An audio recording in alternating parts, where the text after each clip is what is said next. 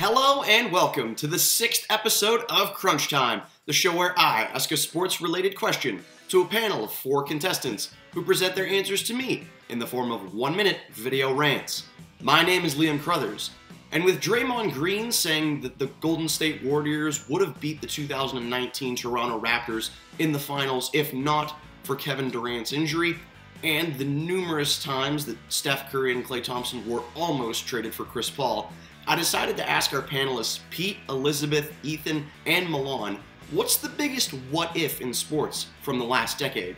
Folks, it's time to break out those crystal balls and tell us what would have happened for those big what if questions. The rules of the game are simple. Our 4 contestants present their rants to me, and when the episode is over, you, the audience, votes on the winner either in the comments section or on Facebook, Instagram, or Twitter. Links in the description below. But before we get into the rants, let's go over last week's voting results.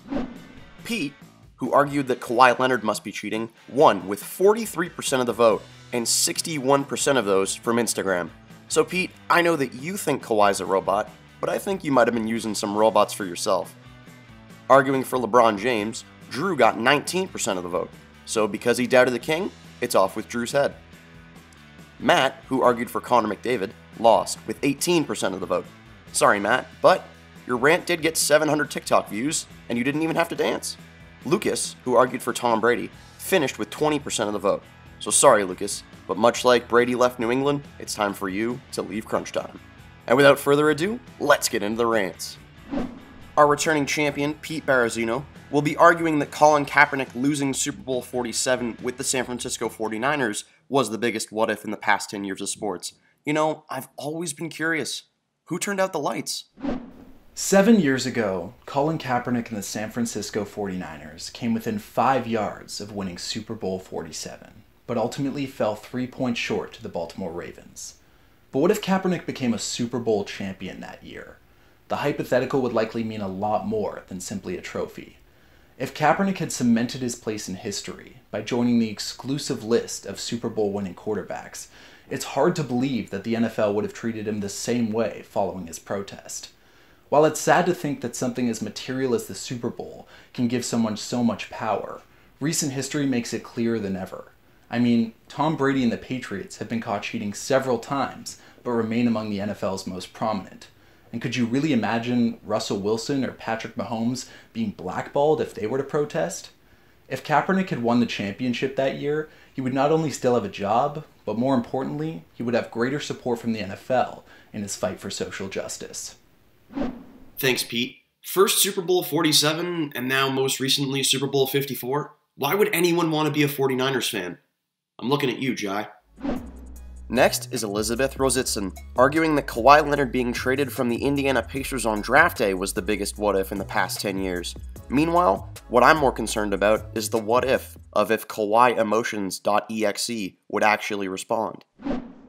Kawhi Leonard is one of the top players in the NBA right now. However, when he first got drafted in 2011, no one could have predicted how successful he would turn out to be. Therefore, the biggest what if in the last 10 years of sport has got to be what if the Indiana Pacers never traded Kawhi Leonard. The Pacers traded Leonard in hopes of winning a championship title, but their plans didn't quite work out that way. The Pacers still remain without a championship trophy, and many do believe that if they had kept Kawhi in 2011 and didn't trade him for George Hill, they would have been beautifully set for the future and would have won at least one championship title in the last 10 years. This has got to be one of the worst trades in NBA history and one of the biggest what-ifs in the last 10 years of sport. Thanks, Elizabeth. So you're telling me there's a world where Kawhi Leonard and Paul George could be teammates? Interesting. Next up is halftime.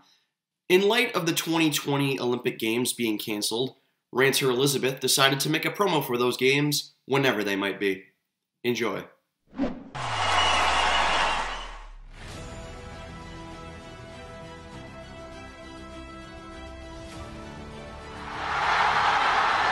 And they took.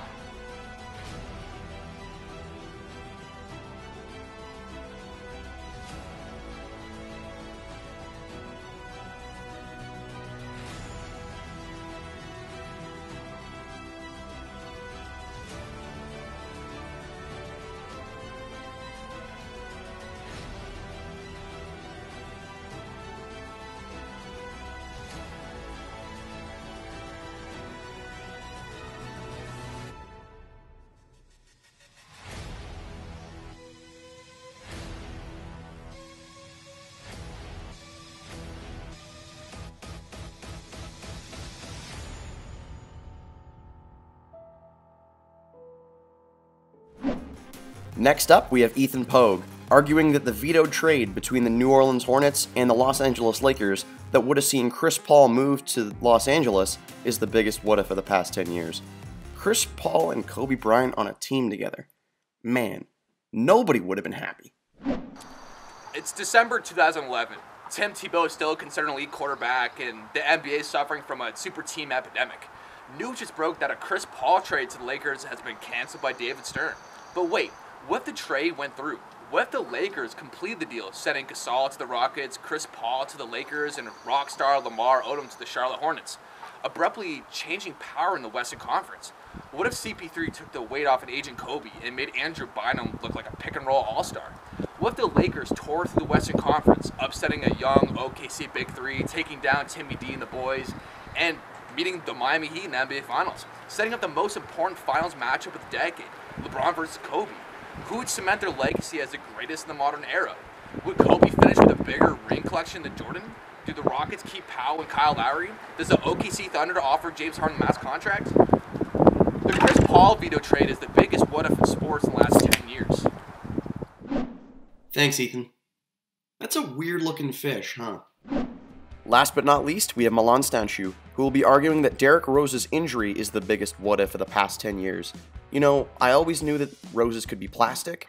I just didn't know that they could be glass, too. There's only one answer for what the biggest what-if of the past 10 years of sports is. It's the man who was Westbrook before Westbrook was Westbrook. The man with the nastiest layup package of all time. The youngest MVP in league history. My guy D Rose. He led the Bulls to the best record they've had since MJ's 62 wins with one of the worst teams. His best teammate was Joakim Noah, a nice JJ Fish lookalike who's an absolute liability in offense at his very best.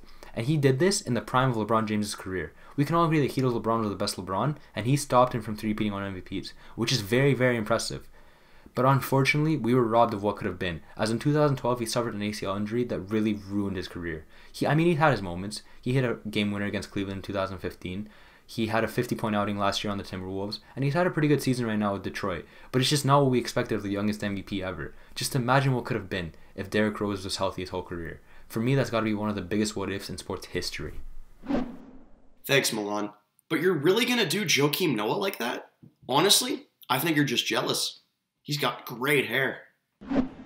That's going to do it for Crunch Time this week. Don't forget to like the video and subscribe to the channel. More importantly, make sure to vote for the episode winner, either in the comments or on Facebook, Instagram, or Twitter. You can follow all of our Crunch Time ranters on Twitter with links in the description below. And be sure to check out Elizabeth's website as well. My name is Liam Crothers. Thank you for watching Crunch Time.